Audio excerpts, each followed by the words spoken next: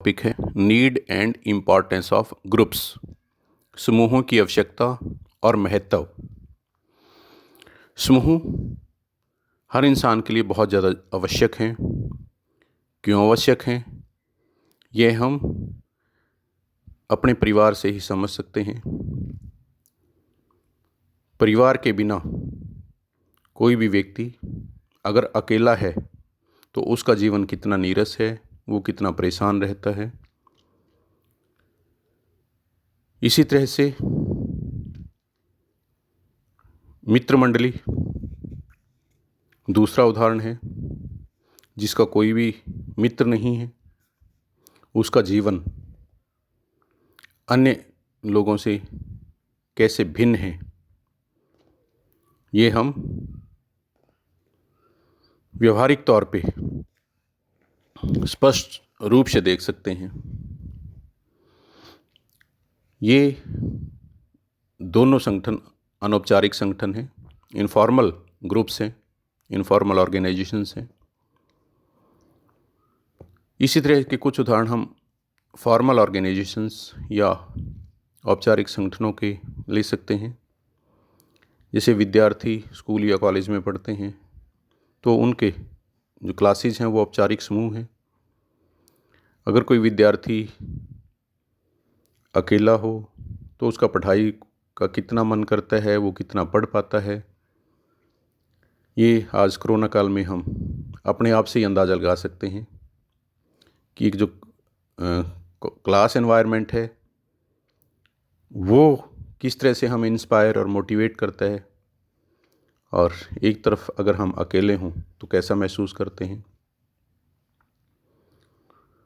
तो इस तरह से हम अपनी निजी ज़िंदगी से संबंधित समूहों से ही आकलन कर सकते हैं, अंदाज़ा लगा सकते हैं कि समूह का महत्व क्या है। समूह के महत्व को और स्पष्ट रूप से समझने के लिए हम समूह की आवश्यकताओं का और गहन अध्ययन करते हैं। तो समूह की आवश्यकता का पहला कारण है सिक्योरिटी, सुरक्षा। समूहों की स्थापना उसी समय से मनुष्य ने कर ली थी जब से उसने जंगली सभ्यता से पार पाया था। समूह स्थापना का मुख्य उद्देश्य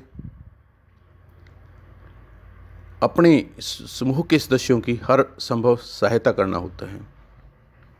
यही कारण है कि प्रत्येक व्यक्ति समूह का सदस्य बनकर बहुत सुरक्षित महसूस करता है।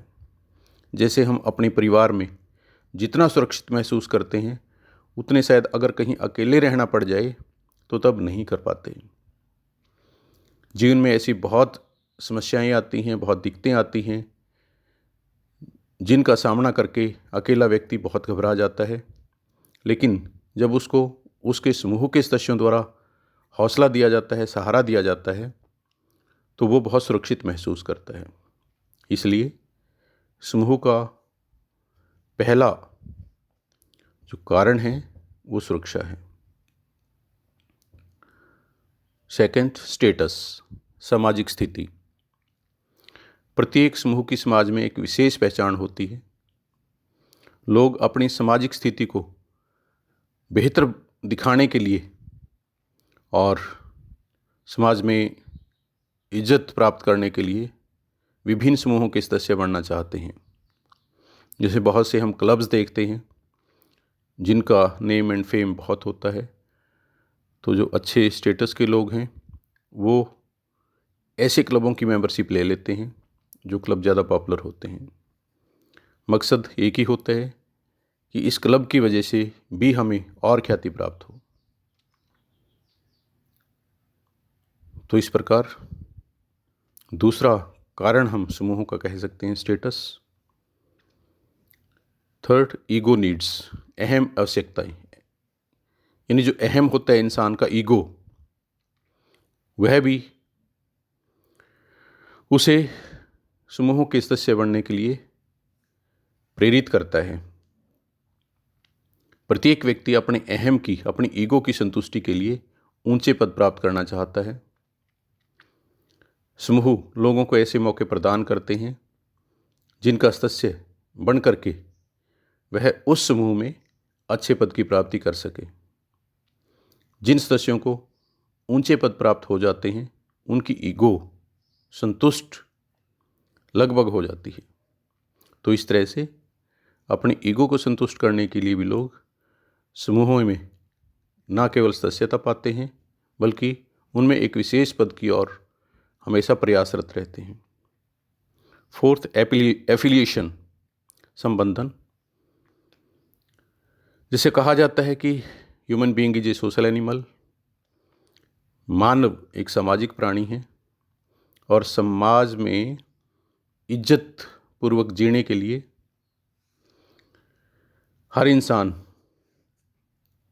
किसी न किसी समूह से अपनी एफिलिएशन बना लेता है। उसके मित्र या उसके संबंधी जो दुख सुख में उसका साथ देते हैं वो हमेशा उनकी नज़दीकियां चाहता है।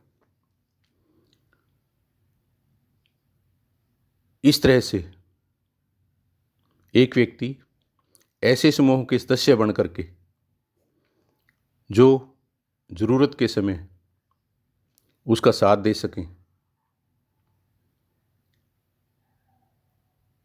समूह अपने सदस्यों को मित्रता करना सिखाता है, प्रेम से जीना सिखाता है और उनकी हर छोटी बड़ी आवश्यकताओं को पूरा करने में अपने समूह के सदस्यों की मदद करता है। तो इस तरह से समूहों से संबद्धता हर मनुष्य की ज़रूरत होती है। फिफ्थ, पावर, शक्ति। ये कहावत है, यूनियन इज स्ट्रेंथ, यानी एकता में बल है, या हम ये भी कह सकते हैं कि संगठन में ही शक्ति है। अकेला व्यक्ति हर काम नहीं कर सकता, पर जब उसे दूसरों का सहारा मिल जाता है, समर्थन मिल जाता है, साथ मिल जाता है, तो मुश्किल से मुश्किल काम भी बहुत आसानी से वो कर पाता है। इसलिए समूह में ज़बरदस्त ताकत है। हम मैनेजमेंट में तो अक्सर कहते हैं 2 और 2 5। तो जो 2 और 2 5 हम एक बढ़ा कर के कहते हैं वो समूह की ताकत को दर्शाता है। सिक्स्थ, गोल अचीवमेंट, लक्ष्य प्राप्ति। समूह अपने सदस्यों को उनके काम में, कार्य को पूरा करने में मदद करता है। इसलिए मनुष्य अपने निजी लक्ष्यों की प्राप्ति भी समूहों के साथ से, समूहों के समर्थन से बहुत आसानी से पूरा कर लेता है। तो हर मनुष्य को उसके लक्ष्य की प्राप्ति में समूह का अहम योगदान हम कह सकते हैं। Personality development. अनेक शोधकारियों ने ये सिद्ध कर दिया है कि समूह का व्यक्तित्व विकास में महत्वपूर्ण योगदान होता है। किसी भी व्यक्ति की जो पर्सनैलिटी है, उसका सोचने का तरीका, उसकी आदतें, उसका एटीट्यूड, वो उसके व्यवहार से साफ झलकता है और एक व्यक्ति के व्यवहार को एक निश्चित आकार देने में समूहों का सबसे महत्वपूर्ण योगदान होता है। हम किसी व्यक्ति के एटीट्यूड, पर्सनैलिटी, उसके सोचने के तरीके से अंदाज़ा लगा सकते हैं कि उस व्यक्ति की फैमिली बैकग्राउंड कैसी है, उसका फ्रेंड सर्कल कैसा है, वो जिस इंस्टीट्यूट में एजुकेशन प्राप्त कर रहा है वो इंस्टीट्यूट कैसा है। क्योंकि सभी समूहों का एक व्यक्ति के व्यक्तित्व विकास में सीधे तौर पे योगदान होता है। तो इसलिए हम कह सकते हैं कि जो पर्सनैलिटी को डेवलप करने का कार्य है वो भी प्रत्यक्ष तौर पे समूह करते हैं। उनका एक महत्वपूर्ण योगदान पर्सनैलिटी डेवलपमेंट में रहता है। Increase in efficiency. समूह अपने सदस्यों को मित्रता की भावना, प्यार की भावना, दूसरों की मदद करना, हर किसी के साथ मैत्रीपूर्ण तरीके से रहना, दूसरों की इज्जत करना आदि अनेक गुण प्रदान करता है, जिनके परिणाम स्वरूप समूह में लोग संतुष्ट रहते हैं और एक दूसरे के साथ सभी के संबंध बहुत माधुर्यपूर्ण बने रहते हैं।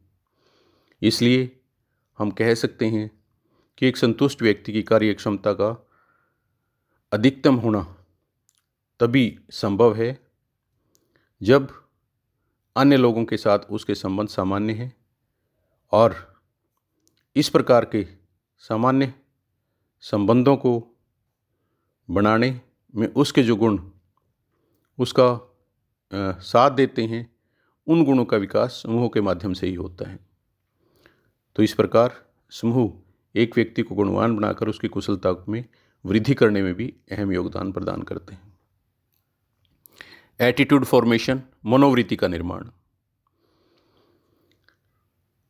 मनोवृत्ति यह दिखाती है कि कोई व्यक्ति दूसरों के बारे में क्या सोचता है।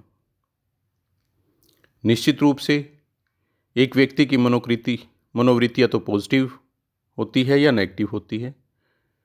तो जिसकी मनोवृत्ति किसी अच्छे काम के प्रति नेगेटिव है, वो दर्शाता है कि वो किसी अच्छे समूह से एफिलिएशन नहीं कर पाया। समूह से यानी परिवार से या एजुकेशनल इंस्टीट्यूशन से या जो पीयर्स ग्रुप हैं उनसे ही इंसान सीखता है कि अच्छे कार्यों के प्रति पॉजिटिव एटीट्यूड करने के क्या फ़ायदे हैं। तो इसलिए जो एटीट्यूड फॉर्मेशन है उसका भी समूहों में उसका अहम योगदान होता है। फॉर्मेशन ऑफ सिस्टमेटिक सोसाइटी, व्यवस्थित समाज का निर्माण। क्योंकि मनुष्य एक सामाजिक प्राणी है, हर मनुष्य अच्छे समाज में रहना पसंद करता है। समूह विभिन्न व्यक्तियों में मैत्रीपूर्ण संबंध स्थापित करके एक दूसरे के नज़दीक लोगों को लेके आता है। इसलिए अच्छे समाज का निर्माण ये भी समूहों की ही देन है। जो छोटी छोटी इकाइयाँ हैं, जैसे परिवार हैं या दोस्तों के समूह हैं या औपचारिक समूह हैं, बहुत सी संस्थाएं हैं, वो सब मिलकर के समाज का निर्माण करती हैं और हर समूह कोशिश करता है कि उसके सदस्यों का आपसी संबंध बहुत अच्छा हो, बहुत मैत्रीपूर्ण हो, सभी में बहुत ज़्यादा प्यार हो। चाहे एक परिवार का उदाहरण हम ले सकते हैं। हर परिवार कोशिश करता है कि उसके सभी सदस्य एक दूसरे के साथ बहुत अच्छे से रहें। ये समाज की सबसे छोटी इकाई है परिवार। तो इसलिए जैसा व्यष्टि होता है वैसी समष्टि होती है। जिस प्रकार के किसी देश में परिवार होते हैं वो देश वैसा ही कहा जाता है। तो इसलिए एक अच्छे समाज का निर्माण भी समूहों द्वारा ही संभव है। नॉलेज ऑफ रियलिटी, असलियत की जानकारी, वास्तविकता की जानकारी। जब तक हम अपनी तुलना दूसरों से नहीं करते तब तक अपनी कमजोरियों का हमें पता नहीं लगता। समूह में हर सदस्य को ये मौका मिल जाता है कि वो दूसरों के साथ अपने आप को कंपेयर करता रहे और अन्य लोगों की अपेक्षा अगर उसमें कोई कमियां नज़र आती हैं तो उनको दूर करता रहे। तो इस प्रकार से समूह हर व्यक्ति को उसके वास्तविकता से रूबरू करवाता है, उसके जो वीकनेसेस हैं या उसके अंदर जो अच्छी बातें हैं उनके बारे में अवगत करवाता है। तो इस प्रकार वास्तविकता का ज्ञान समूह के माध्यम से हमें स्वतः ही होता रहता है। और लास्ट है हाई मोराल, ऊंचा मनोबल। समूह में रहकर व्यक्ति का मनोबल बढ़ता है, मॉरली हाई रहता है हर आदमी, क्योंकि एक साइनर्जी कॉन्सेप्ट है मैनेजमेंट का, कलेक्टिव एनर्जी। जब हमें किसी का साथ मिल जाता है तो हमें उसकी मॉरल सपोर्ट मिलती है और मॉरल सपोर्ट जिसको जितनी ज़्यादा मिलती है उसका मोराल उतना ही हाई होता है। और अच्छा मनोबल, ऊंचा मनोबल, सुदृढ़ मनोबल व्यक्ति को हर क्षेत्र में सफलता हासिल करने में मदद करता है। तो इसलिए समूहों में रहकर हर व्यक्ति मुश्किल से मुश्किल काम को भी बहुत आसानी से करने में सफल हो पाता है। तो इस प्रकार से हम कह सकते हैं कि समूहों का महत्व हर व्यक्ति के लिए अत्यधिक है, बहुत ज़्यादा है, चाहे परिवार है या चाहे औपचारिक संगठन है। हर प्रकार के समूह हर इंसान के लिए बहुत आवश्यक हैं। Next, theories of group formation.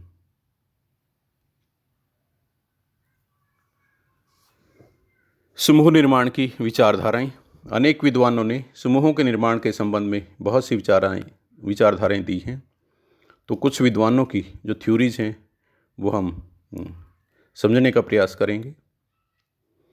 पहली विचारधारा प्रोपिनक्विटी थ्योरी, समीपता विचारधारा। इस विचारधारा के अनुसार समीपता अर्थात आसपास काम करना लोगों को समूह बनाने के लिए प्रेरित करता है।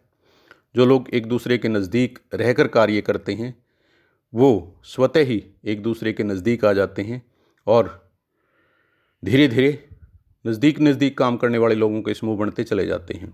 जैसे विद्यार्थी क्लास में पढ़ते हैं तो अपनी क्लास वालों के साथ उनके ग्रुप बन जाते हैं, जबकि दूसरी क्लासेस के विद्यार्थियों के साथ बहुत कम संभावनाएं होती हैं। इसी प्रकार किसी संगठन में काम करने वाले लोग जिस विभाग में काम करते हैं उस विभाग के सदस्यों के साथ उनकी ज़्यादा मैत्री भाव विकसित होते हैं और समूह बनने के चांसेस ज़्यादा होते हैं। तो इस थ्योरी के अनुसार जो लोग आसपास काम करते हैं अथवा पड़ोसी होते हैं वे प्राय आपस में समूह बनाया करते हैं। इसलिए शोधकर्ताओं के आधार पर अभी तक सिद्ध तो नहीं हो पाया है, लेकिन व्यवहारिकता के आधार पर हम अक्सर ऐसा देखते हैं कि आसपास काम करने के कारण लोग एक दूसरे के नज़दीक आते हैं, उनसे ज़्यादा मिलते हैं, उनमें पहले दोस्ती होती है और धीरे धीरे वो समूहों में बदल जाते हैं। तो इस प्रकार से प्रोपिनक्विटी थ्योरी यानी समीपता विचारधारा यह बताती है कि जो लोग जितने नज़दीक रहते हैं कार्य क्षेत्र में या समाज में, उनका समूह बनाने का उतनी ही अधिक संभावना होती है। दूसरी थ्योरी है activity, interaction and sentiment theory, क्रिया, अंतर्क्रिया और मनोभाव विचारधारा। इस विचारधारा को जॉर्ज ओ हॉमेंस ने प्रतिपादित किया, डेवलप किया। उन्होंने कहा कि समूहों का निर्माण समीपता से नहीं बल्कि आपस में वो इकट्ठे काम करते हैं, उनका एक दूसरे के साथ इंटरेक्शन होता है, बातचीत होती हैं और उनके सेंटीमेंट जुड़ जाते हैं, इस वजह से ग्रुप बनते हैं। जॉर्ज ओ हॉमेंस के अनुसार बहुत से लोग एक ही इंस्टीट्यूशन में रहते हैं, एक इंस्टीट्यूशन में काम करते हैं, लेकिन उनको एक दूसरे के साथ बातचीत का अगर कभी मौका नहीं लगता, उन्हें अवसर नहीं मिलता या उनके सेंटीमेंट नहीं जुड़ते, उनके विचार एक दूसरे के साथ नहीं जुड़ते, तो नज़दीक काम करने के बावजूद भी वो एक दूसरे के साथ समूह रूप में संगठित नहीं होते। तो इसमें जिन 3 बातों का जिक्र किया गया है, एक्टिविटी यानी काम को जब छोटे छोटे हिस्सों में बांट दिया जाता है और उनको लोगों के बीच बांट दिया जाता है, तो पहला स्टेप इस थ्योरी में काम का बंटवारा है, एक्टिविटी। सेकंड, इंटरेक्शन, जब कर्मचारी अपना अपना काम करते हुए एक दूसरे से बातचीत करना शुरू कर देते हैं, हालांकि सभी एक ही काम के अलग अलग भाग को कर रहे हैं, उसके बावजूद वो जब इंटरेक्शन करते हैं, बातचीत करते हैं, तो ही वो समूहों की ओर अग्रसर होते हैं। तीसरा, सेंटीमेंट्स, मनोभाव। व्यक्ति क्योंकि स्वभाव से ही दूसरों की मदद करना चाहता है, तो दूसरों को पसंद या नापसंद हर व्यक्ति की विशेषता होती है। वो किसी को पसंद करते हैं और कोई उसको अच्छे नहीं लगते। तो जब लोगों के बीच इंटरेक्शन होता है तो उनके मनोभाव में भी एक रूपता आती है, उनके विचार भी एक जैसे होने शुरू हो जाते हैं। और जैसे ही उनके विचारों में एक रूपता आती है तो एक दूसरे के साथ इंटीमेसी होना शुरू हो जाती है, लगाव होना शुरू हो जाता है। अगर किसी के साथ विचार ना मिले तो उससे व्यक्ति दूरी बनाना शुरू कर देता है, और जिसके साथ विचार मिलने शुरू हो जाएं वो एक दूसरे के नज़दीक आने शुरू हो जाते हैं। तो इस प्रकार से जॉर्ज ओ हॉमेंस के अनुसार लोगों में काम बांटना, काम के दौरान आपस में बातचीत करना और बातचीत के माध्यम से एक दूसरे के साथ विचार मिलना, ये तीनों बातें अगर होती हैं तो ही लोगों के आपस में समूह बनते हैं, अन्यथा नहीं। तो इस थ्योरी को कहा गया है activity, interaction and sentiment theory. Third, balance theory, संतुलन विचारधारा। इस विचारधारा का विकास थियोडोर एम न्यूकॉम्ब नामक विद्वान ने किया।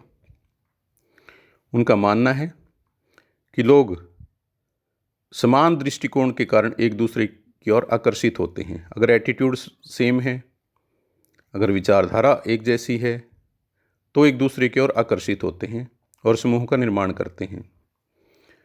उनका जो एक जैसा दृष्टिकोण है वो उनके लक्ष्य की वजह से होता है, क्योंकि उनके लक्ष्य एक जैसे होते हैं इसलिए उनके दृष्टिकोण भी एक जैसे होते हैं, जिसके परिणाम स्वरूप वे एक समूह के रूप में संगठित होना पसंद करते हैं। इस विचारधारा में संतुलन का अभिप्राय ये है कि यहाँ विभिन्न लोगों के दृष्टिकोणों को एक जैसा बनाए रखने का लगातार प्रयास किया जाता है। यदि भिन्न भिन्न लोगों के दृष्टिकोणों में असमानता आ जाए, अर्थात संतुलन बिगड़ जाए, बैलेंस ना रहे, तो उसे दोबारा से स्थापित करने की कोशिश की जाती है। यदि संतुलन स्थापित ना हो पाए तो समूह टूट जाते हैं, और अगर ये बैलेंस बनाए रखा जा सके तो समूह बने रहते हैं। तो इस प्रकार जो समूह के निर्माण और बने रहने का कारण है वो लोगों के विचारों में आपसी संतुलन है, यानी उनके विचार भिन्न ना होने देना है। और फोर्थ, एक्सचेंज थ्योरी, विनिमय विचारधारा, जिसको थाइबॉट व कैली नाम के विद्वानों ने विकसित किया। इन विद्वानों के अनुसार लोगों द्वारा की जाने वाली जो अंतर्क्रियाएं हैं, इंटरेक्शंस, उनमें दो बातें मेन होती हैं, एक कंसिडरेशन है और दूसरा कॉस्ट, प्रतिफल और लागत। यानी एक दूसरे के साथ जो इंटरेक्शन होता है उसमें जो कंसिडरेशन है वो संतुष्टि है, उनको खुशी मिलती है आपस में एक दूसरे से बातें करके, एक दूसरे की मदद करके जो खुशी मिलती है, दैट इज़ कंसिडरेशन, वो उनके लिए प्रतिफल होता है। दूसरी ओर जब वो इंटरेक्शन करते हैं तो आपस में डिस्प्यूट्स हो जाते हैं, कई बार तो सिर दर्द तक हो जाता है, एक दूसरे से इतने मतभेद वाली अगर बातें करना शुरू कर देते हैं वो, कई बार बहुत ज़्यादा चिंताएं हो जाती हैं, मनमुटाव हो जाते हैं। तो इस प्रकार की जितनी भी नेगेटिव इफेक्ट आते हैं लोगों के दिमाग पे, वो कॉस्ट कहलाती है, लागत। कि इंटरेक्शन में जो नेगेटिव इफेक्ट्स हैं दैट इज़ कॉस्ट, और जो पॉजिटिव इफेक्ट हैं जैसे सेटिस्फेक्शन मिलती है और खुशी मिलती है दैट इज़ कंसिडरेशन। तो प्रत्येक व्यक्ति दूसरे की ओर आकर्षित तभी होता है जबकि प्रतिफल की मात्रा लागत से ज़्यादा हो, यानी कंसिडरेशन अगर कॉस्ट से ज़्यादा है, उसको खुशी ज़्यादा मिलती है, और नकारात्मक प्रभाव अगर कम आते हैं तो वो उस ग्रुप का मेंबर बने रहता है, उन लोगों के साथ उसकी इंटीमेसी रहती है। और अगर कॉस्ट ज़्यादा होनी शुरू हो जाती है, यानी उसको अगर आपस में इंटरेक्शन से ज़्यादा परेशानियाँ, ज़्यादा मनमुटाव, थकावट या वाद विवाद ज़्यादा होने शुरू हो जाते हैं और उतनी संतुष्टि और खुशी नहीं मिलती, तो वो समूह से अलग हो जाते हैं। तो इस प्रकार थाइबॉट और कैली के अनुसार जो एक्सचेंज हैं, कॉस्ट एंड कंसिडरेशन का exchange, that is the base of groups, कि समूह इसी आधार पे बनते हैं, कॉस्ट एंड कंसिडरेशन। तो इस प्रकार से विभिन्न विद्वानों के विचारों के अध्ययन के बाद हम स्पष्ट रूप से समझ सकते हैं कि ग्रुप्स होते क्या हैं, कैसे बनते हैं, उनका आधार क्या है। Thank you please, thanks a lot.